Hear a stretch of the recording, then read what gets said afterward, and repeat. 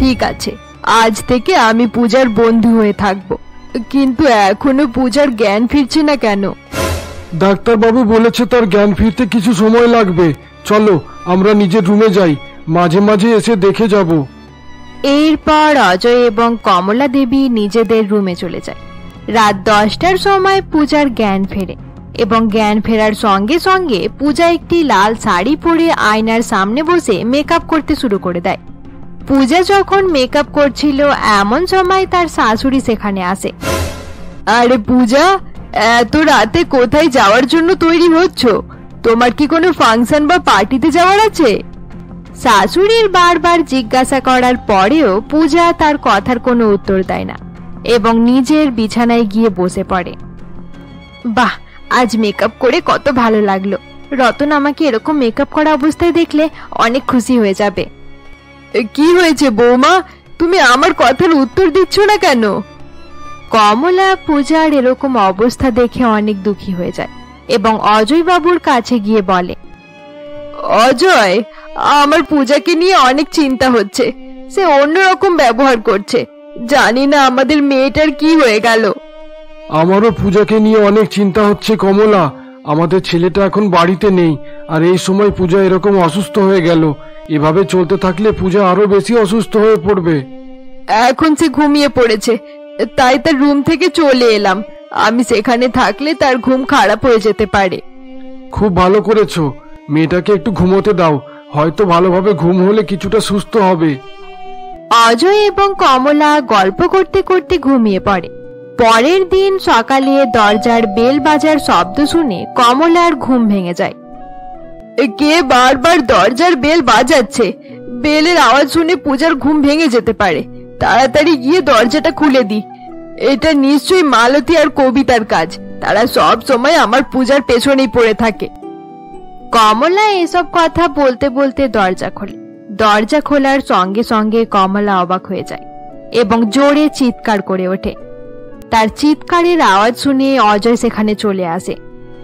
কি হয়েছে কমলা, তুমি সকাল সকাল এত চিৎকার করতে শুরু করে দিলে কেন? এই দেখো অজয়, আমাদের কি হয়ে গেল? আমরা শেষ হয়ে গেলাম অজয়, আমাদের আর কিছুই রইল না। কমলার কথা শুনে অজয় তাকিয়ে দেখে সেখানে রতনের বন্ধু বিক্রম দাঁড়িয়ে রয়েছে। বিক্রমের হাতে রক্তমাখা আর্মির ইউনিফর্ম আছে। না না, আমার ছেলের সঙ্গে কোনো রকম দুর্ঘটনা হতেই পারে না। বিক্রম, আমি তোমার কাছে হাত জোড় করছি, আর এরকম মজা করো না। আমি এসব সহ্য করতে পারবো না। কমলা এসব কথা বলতে বলতে বিক্রমের কাছে যায় এবং তাকে জোরে একটি চড় মেরে দেয়। আমি জানি তুমি আবার আমাদেরকে মিথ্যা কথা বলছো। আমার রতন কোথায়? তাড়াতাড়ি তাকে এখানে ডাকো। সবকিছু শেষ হয়ে গেছে আন্টি, আমি আপনাদেরকে মিথ্যে বলছি না। শত্রু আমাদের উপর আক্রমণ করেছিল এবং তার সঙ্গে লড়াই করতে করতে রতন শহীদ হয়ে গেছে। না না, এটা হতে পারে না। আমাদের রতন মরতে পারে না। তুমি এরকম করে বলো না কমলা, আমাদের রতন মরেনি, সে শহীদ হয়েছে। সে দেশের জন্য প্রাণ দিয়েছে। তুমি কান্নাকাটি করলে আমাদের রতনের অপমান হবে। চুপ করো তুমি। তোমার মন পাথর হতে পারে, কিন্তু আমার নয়। আমি নিজের ছেলেকে শেষবারের মতো দেখতে পারলাম না। আমাদের ছেলেটা আমাদেরকে ছেড়ে অনেক দূরে চলে গেল। আমি বুঝতে পারছিলাম না এই খবর আপনাদেরকে কিভাবে দেব। অনেক সাহস অর্জন করে এটা বলার জন্য এসেছি। রতনের শেষ চিহ্ন হিসেবে এই পোশাকটা আছে, এটা রেখে দিন। জানি না আমাদের বৌমা এই কথাটা শুনলে তার কি হবে। এমনিতেই সে অসুস্থ, সে আরো বেশি ভেঙে পড়বে। বৌদি কোথায় আঙ্কেল? আরে কমলা, এ ব্যাপারে পূজাকে জানালে চলবে না। তুমি তাড়াতাড়ি গিয়ে পূজার রুমের দরজা বন্ধ করে দাও। সে শুনে ফেললে সর্বনাশ হয়ে যাবে। অজয়ের কথা শুনে কমলা পূজার ঘরের দরজা বন্ধ করার জন্য যাচ্ছিল। এমন সময় সে দেখে পূজা দূরে দাঁড়িয়ে তাদের সমস্ত কথা শুনে ফেলেছে। এটা দেখে সকলে অবাক হয়ে যায়। এরপর কমলা পূজার কাছে যায় এবং তাকে বোঝানোর চেষ্টা করে। নিজেকে সামলানোর চেষ্টা করো পূজা, আমি তোমাকে ভেঙে পড়তে দেব না। কমলা, আমাদের পূজা কান্নাকাটি করছে না কেন? তার কি হয়েছে? সে তো এখনো হাসছে। আরে বিক্রম, পূজা এভাবে তোমার দিকে তাকিয়ে হাসছে কেন?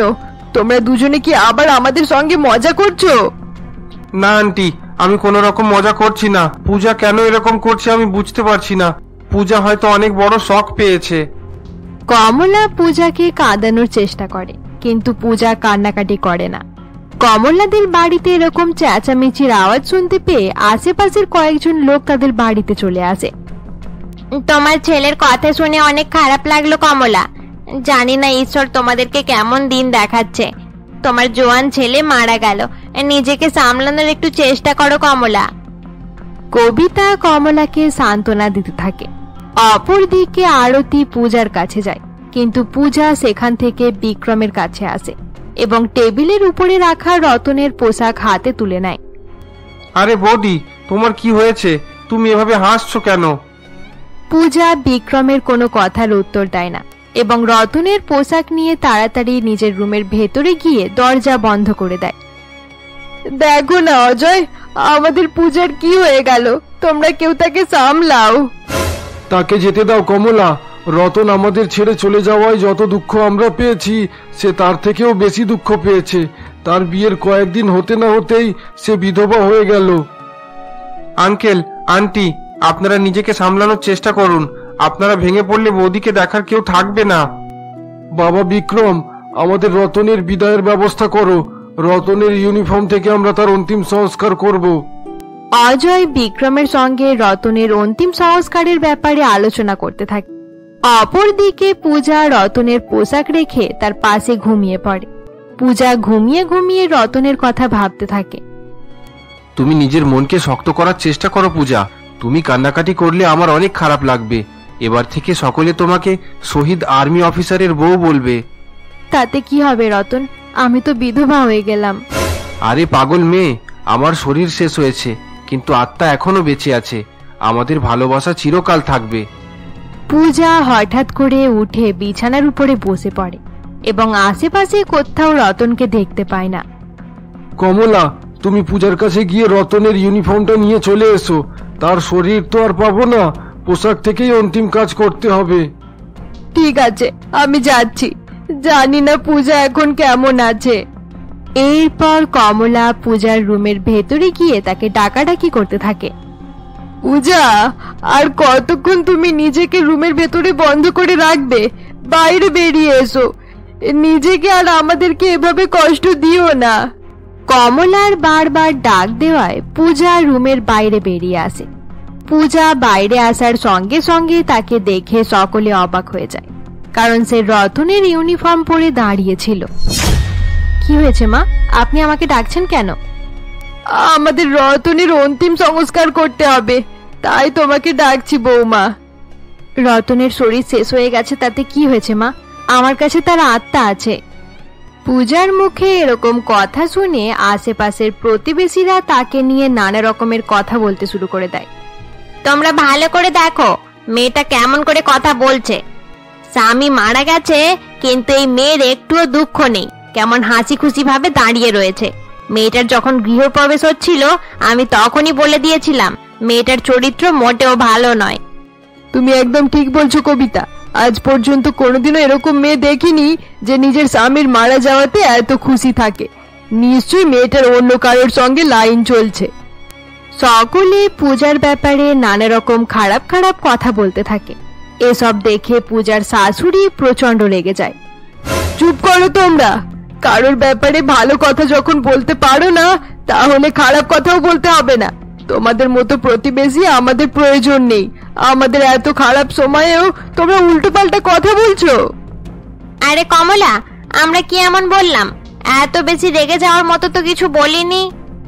তোমরা কি দেখতে পাচ্ছ না আমাদের বৌমায়ের অবস্থা খারাপ? এই সময় তাকে নিয়ে আলোচনা করতে তোমাদের লজ্জা করছে না? অজয় বাবুর কথা শুনে সকল প্রতিবেশীরা নিজেদের মধ্যে কথা বলা বন্ধ করে দেয়। এরপর অজয় বাবু পূজার কাছে যায়। বৌমা, একটু কান্নাকাটি করে নাও, কাঁদলে মন হালকা হয়ে যাবে। এভাবে কান্না আটকে রাখলে তুমি আরো বেশি অসুস্থ হয়ে পড়বে। হ্যাঁ বৌমা, রতনের কথা মনে করে একটু কেঁদে নাও। আমি বুঝতে পারছি তুমি ভেতরে ভেতরে অনেক কষ্ট পাচ্ছ। কমলা, তুমি বৌমাকে নিয়ে রুমের ভিতরে যাও। আর রতনের জামাটা নিয়ে এসো। এরপর কমলা পূজাকে নিয়ে রুমের ভেতরে যায় এবং কিছু সময় পর পূজা চেঞ্জ করে নিলে রতনের পোশাক নিয়ে নেয়। পোশাক চলে যাচ্ছে তাতে কি হয়েছে? রতনের দেওয়া এই স্টার সারা জীবন আমার কাছেই থাকবে, এটা দেখেই আমি রতনকে মনে করব। হ্যাঁ বৌমা, তুমি সারা জীবন এটা নিজের কাছে রেখে দিও, তোমার রতন তোমাকে ছেড়ে কোথাও যায়নি। এরপর কমলা তার স্বামীর হাতে রতনের পোশাক তুলে দেয় এবং কিছু সময় পর সেই পোশাকের মাধ্যমে রতনের অন্তিম সংস্কার করা হয়। এভাবেই দেখতে দেখতে কয়েকদিন কেটে যায়। পূজা প্রত্যেক দিনই তৈরি হয়ে খুশি মনে বাড়ির ভেতরে ঘোরাঘুরি করত। তার এরকম অবস্থা দেখে কমলা এবং অজয় অনেক দুঃখী হয়ে যায়। পূজাকে নিয়ে আমার অনেক চিন্তা হয় কমলা, সে সব সময় একা একা থাকে, মাঝে মাঝে এক জায়গায় বসে রতনের কথা চিন্তা করতে থাকে। হ্যাঁ অজয়, আমিও পূজাকে নিয়ে অনেক চিন্তিত, জানি না কিভাবে তাকে এই দুঃখ থেকে বার করব। মেয়েটাকে এভাবে দেখে আমার অনেক কষ্ট হয়। পূজা আস্তে আস্তে নিজেকে শেষ করে ফেলছে, তার জন্য আমাদেরকে কিছু ভাবতে হবে। হ্যাঁ অজয়, তুমি কিছু একটা করো, আমি চাই না ছেলেটার মতো আমাদের মেয়েটাও আমাদেরকে ছেড়ে চলে যাক। তারা দুজনে বসে পূজার ব্যাপারে কথা বলছিল। এমন সময় বিক্রম তাদের বাড়িতে আসে। আঙ্কেল, আন্টি, বৌদি কোথায়? তাকে কোথাও দেখতে পাচ্ছি না। সে নিজের রুমে আছে, আমাদের কারোর সঙ্গে কথা বলছে না। তুমি একবার গিয়ে দেখো না, যদি তাকে কথা বলাতে পারো তাহলে খুব ভালো হবে। এরপর বিক্রম পূজার রুমে যায় এবং সেখানে গিয়ে দেখে পূজা বিছানায় বসে কিছু চিন্তা করছে। আরে বৌদি, তুমি এখানে চুপ করে বসে আছো? আমি কখন থেকে তোমাকে ডাকাডাকি করছিলাম। বিক্রম পূজার সঙ্গে কথা বলার এবং তাকে হাসানোর চেষ্টা করে, কিন্তু পূজা তার কথার কোনো উত্তর দেয় না। এভাবেই বিক্রম প্রত্যেক দিনই পূজাদের বাড়িতে আসতো এবং পূজার সঙ্গে কথা বলার চেষ্টা করত। এরকমই একদিন রতনের বাবা মা যখন হলরুমে বসেছিল এমন সময়। আচ্ছা কমলা, বিক্রমকে তোমার কেমন লাগে? বিক্রমের জন্য রতনকে হারিয়ে ফেলার দুঃখ কিছুটা কম হয়েছে। সে যেভাবে প্রত্যেকদিন আসা যাওয়া করে, আমার মনে হয় আমাদের রতন এই বাড়িতেই ঘোরাফেরা করছে। ওসব কথা ঠিক আছে, কিন্তু আমি জানতে চাইছি বিক্রম আমাদের পূজার জন্য কেমন। এটা তুমি কি বলছো অজয়? পূজা তো রতনের স্ত্রী। রতন মারা গেছে, এবার কি পূজা সারা জীবন তার বিধবা হয়ে থাকবে? আমাদেরকে রতনের বাবা মা হওয়ার জায়গায় পূজার বাবা মা হয়ে একবার ভেবে দেখা দরকার। তুমি একদম ঠিকই বলেছো অজয়, পূজা আমাদের মেয়ে, তার ব্যাপারে আমাদেরকেই ভাবতে হবে। ঠিক আছে, এবার বিক্রম বাড়িতে এলে আমি তার সঙ্গে আমাদের পূজার বিয়ের কথা বলবো। অজয় এবং কমলা নিজেদের মধ্যে কথা বলছিল। এমন সময় পূজার রুম থেকে একটি চিৎকারের আওয়াজ শুনে তারা তাড়াতাড়ি সেখানে পৌঁছায়। তারা দুজনে পূজার রুমে গিয়ে দেখে পূজা হাসতে হাসতে রুমের ভেতরে ছোটাছুটি করছে। রতন, আজ আমি তোমাকে ছাড়বো না। তুমি আমার গায়ে রং লাগিয়ে দিলে কেন? দাঁড়াও দাঁড়াও, বলছি এক্ষুনি তোমাকে। দেখো না অজয়, আমাদের মেয়েটা কেমন হয়ে গেছে। রতনের ভালোবাসায় সে পাগল হয়ে যাচ্ছে। খুব তাড়াতাড়ি আমাদেরকে পূজার বিয়ে দিতে হবে। তুমি ঠিক বলেছ, আশেপাশের লোকেরা কি বলবে এসব নিয়ে ভাবলে চলবে না, আমাদেরকে শুধু পূজার ব্যাপারে ভাবতে হবে। তুমি আজই বিক্রমের সঙ্গে কথা বলে নাও, একটু পরেই হয়তো সে চলে আসবে। এরপর দুজনে হলরুমে বসে বিক্রমের আসার অপেক্ষা করতে থাকে। কিছু সময় পর বিক্রম বাড়িতে এলে অজয় তাকে সঙ্গে নিয়ে নিজের রুমে যায়। বাবা বিক্রম, রতন চলে যাওয়ার পর থেকে তুমি নিজের ছেলের মতো আমাদের পাশে দাঁড়িয়েছ, কিন্তু আজ আমার কিছু বলার আছে। হ্যাঁ আঙ্কেল, বলুন না। তুমি আমাদের জন্য অনেক কিছু করেছো, কিন্তু এত কিছু করার পরেও তুমি আমার ছেলের জায়গা নিতে পারোনি। এসব কিছুর আসল কারণ আমি জানতে পেরে গেছি। আপনি কি বলছেন আমি কিছু বুঝতে পারলাম না আঙ্কেল। আপনি কি জানতে পেরেছেন? আমার মনে হচ্ছে এবার আমাকে এখান থেকে চলে যাওয়া দরকার। বিক্রম এই বলে ভয়ে ভয়ে সেখান থেকে চলে যাচ্ছিল। এমন সময় পেছন থেকে অজয় বাবু বলে, আমার কথা শুনে যাও বিক্রম, তুমি কি আমাদের মেয়ে পূজাকে বিয়ে করতে পারবে? পূজার এরকম অবস্থা আমরা আর দেখতে পাচ্ছি না। অজয় বাবুর মুখে এরকম কথা শুনে বিক্রম আবার তার কাছে ফিরে আসে। পূজাকে বিয়ে করার কথা শুনে বিক্রম মনে মনে অনেক খুশি হয়। তুমি এখনো আমার কথার উত্তর দাওনি। তুমি কি পারবে আমাদের পূজাকে নিজের জীবন সঙ্গী বানাতে? হ্যাঁ আঙ্কেল, আমি অবশ্যই পারবো। আমি পূজাকে বিয়ে করে অনেক সুখে রাখবো। আচ্ছা আঙ্কেল, আমি কি একবার পূজা বৌদির সঙ্গে দেখা করতে পারি? সে নিজের রুমে আছে, তুমি গিয়ে দেখা করে নাও। এরপর বিক্রম পূজার রুমে চলে যায়। বিক্রম সেখানে গিয়ে দেখে পূজা দাঁড়িয়ে দাঁড়িয়ে রতনের কথা চিন্তা করছে। বিক্রম ধীরে ধীরে তার কাছে যায় এবং পেছন থেকে তাকে জড়িয়ে ধরে। আরে রতন, তুমি চলে এসেছো। আমি জানতাম তুমি ঠিক আসবে। এবার আমাদের দুজনকে আর কেউ আলাদা করতে পারবে না। তুমি একদম ঠিক বলেছো পূজা। আমরা দুজন সারা জীবন একসঙ্গে থাকবো, কেউ আমাদেরকে আলাদা করতে পারবে না। বিক্রমের কথা শোনার পর পূজা তার দিকে তাকায়। পূজা নিজের সামনে বিক্রমকে দেখে প্রচন্ড রেগে যায় এবং তাকে জোরে একটি থাপ্পড় মেরে দেয়। বিক্রম, তুমি এখানে কি করছো? আমার কাছ থেকে দূরে সরে যাও। তুমি কি ভুলে গেছো যে আমি তোমার বৌদি? পূজা, আমরা দুজনে একটা নতুন জীবন শুরু করব। তুমি নিজের পুরানো সময়ের কথাগুলো ভুলে যাও। সেগুলো মনে রাখলে তুমি দুঃখ ছাড়া আর কিছু পাবে না। বিক্রম যখন পূজাকে এ সমস্ত কথা বলছিল, এমন সময় পূজার শাশুড়ি এবং শ্বশুর মশাই সেখানে চলে আসে। পূজা, আমরা বিক্রমের সঙ্গে তোমার বিয়ে দেওয়ার সিদ্ধান্ত নিয়েছি। আজ থেকে 1 সপ্তাহ পর তোমাদের বিয়ে হবে।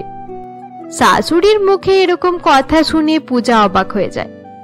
এভাবেই দেখতে দেখতে 1 সপ্তাহ কেটে যায় এবং বাড়িতে বিয়ের আয়োজন শুরু হয়ে যায়। কমলা দেবী যখন বাড়ির কাজে ব্যস্ত ছিল, এমন সময় পূজা তার কাছে যায়। মা, আপনারা আমার সঙ্গে কেন এরকম করছেন? রতন যখন বাড়ি ফিরবে তখন আমাকে অন্য কারোর বউ হিসেবে দেখলে সহ্য করতে পারবে না। রতন আর বেঁচে নেই পূজা। তুমি বারবার তাকে নিয়ে চিন্তা করা ছেড়ে দাও। সে আর কোনোদিনও ফিরে আসবে না। মা, আমি বিক্রমকে বিয়ে করতে চাই না। আমি যেমন আছি তেমন ভাবে সারা জীবন কাটিয়ে নিতে পারবো। পূজা, এখন তোমার সারা জীবন পড়ে রয়েছে। আমি তোমাকে এভাবে কষ্ট পাওয়ার জন্য ছেড়ে দিতে পারবো না। বিক্রমের সঙ্গে বিয়ে করলে তবেই তুমি নতুন ভাবে জীবন শুরু করতে পারবে। এই বিয়েটা তোমাকে করতেই হবে। পূজা নিজের শাশুড়িকে অনেক বোঝানোর চেষ্টা করে, কিন্তু কমলা দেবী তার কোনো কথাই শোনে না। এরপর পূজা নিজের রুমের ভেতরে চলে যায় এবং ভেতর থেকে দরজা বন্ধ করে নেয়। রতন, আমি শুধু তোমার। আমি অন্য কোনো ছেলেকে বিয়ে করতে পারবো না। আমি জানি তুমি আশেপাশেই কোথাও আছো। আমার সামনে এসো, না হলে আমি ছুরি দিয়ে হাত কেটে নেব। পূজা এসব কথা ভাবতে ভাবতে রুমের ভেতরে রতনকে দেখতে পায়। এটা তুমি কি করতে যাচ্ছিলে পূজা? তুমি অনেক সাহসী মেয়ে। তুমি এভাবে নিজের জীবন শেষ করতে পারো না। তাহলে আমি কি করব রতন? মা জোর করে বিক্রমের সঙ্গে আমার বিয়ে দিতে চাইছে। সকলে বলছে তুমি আর বেঁচে নেই। সকলে যা বলছে বলতে দাও। তুমি শুধু নিজের মনের কথা শোনো। এভাবে জীবন শেষ করে দিলে তুমি সমস্যার সমাধান পাবে না পূজা। তাহলে আমি কি করব? তুমি আমাকে বলে দাও রতন। পূজা এই বলে চারিদিকে তাকিয়ে দেখে, কিন্তু রতনকে কোথাও দেখতে পায় না। অপরদিকে কমলা দেবী যখন বিয়ের আয়োজনগুলো দেখছিল, এমন সময় তার প্রতিবেশী কবিতা ও আরতি বাড়ির ভেতরে আসে। কবিতা আর আরতি, তোমরা যদি আবার কোনো রকম খারাপ কথা বলতে এসে থাকো তাহলে এখান থেকে চলে যাও। একবার এই বিয়েটা হয়ে যাক, তারপর তোমাদের সমস্ত রকমের অপমান আমি সহ্য করে নেব। আরে কমলা, আমরা তোমার শত্রু নয়। আজ আমরা উল্টোপাল্টা কথা বলতে এখানে আসিনি। আমরা আমাদের পূজাকে সাজানোর জন্য এখানে এসেছি। কবিতা একদম ঠিকই বলছে। কমলা, তুমি আমাদের এলাকায় একটা নতুন কাজ করে দেখালে। তোমার জন্য এখানকার বাকি মহিলারা তাদের বৌমাকে নিজের মেয়ের মতো ভাবতে শুরু করবে। আরে কমলা, তোমার বৌমা অনেক লাকি যে তোমার মতো শাশুড়ি পেয়েছে। তুমি পরের মেয়েকে ভালোবাসা দিয়ে নিজের মেয়ে বানিয়ে নিলে। এরপর কবিতা এবং আরতি পূজার রুমে চলে যায়। কিছু সময় পর পূজার শাশুড়ি এবং শ্বশুর মশাই যখন হল রুমে দাঁড়িয়ে ছিল, এমন সময় বিক্রম তাড়াহুড়ো করে সেখানে আসে। আন্টি, আমি একটা কথা বলার জন্য এসেছি। আপনাদেরকে আমার একটা শর্ত মানতে হবে, তবেই আমি বিয়েটা করব। কি হয়েছে বাবা বিক্রম? আমাদের থেকে কোনো ভুল হয়ে গেছে? আজ তোমাদের বিয়ে, তুমি কোন শর্তের কথা বলছো? বিয়ের পর পূজা আমার বউ হয়ে আমার সঙ্গে চলে যাবে, কিন্তু তারপর আপনাদের কি হবে? তাই আমি চাইছি পূজাকে বিয়ে করে আমি এখান থেকে যাব না, আমি আপনাদের ছেলে হয়ে এখানেই থাকবো। বিক্রমের কথা শুনে অজয়বাবু এবং কমলা অনেক খুশি হয়ে যায়। অপরদিকে কবিতা এবং আরতি পূজার রুমে গিয়ে নিজেদের মধ্যে কিছু কথা বলতে থাকে। আরতি, আমরা যে কাজটার জন্য এখানে এসেছিলাম, এবার তাড়াতাড়ি সেই কাজটা করে ফেলো। কাজটা করে তাড়াতাড়ি এখান থেকে বেরিয়ে পড়তে হবে, না হলে কেউ আমাদের উপর সন্দেহ করতে পারে। বন্ধুরা, আজকের জন্য এতটাই। গল্পটি ভালো লেগে থাকলে অবশ্যই লাইক করে দিও, আর গল্পের পরবর্তী পর্ব দেখতে আমাদের চ্যানেলকে সাবস্ক্রাইব করতে ভুলবে না।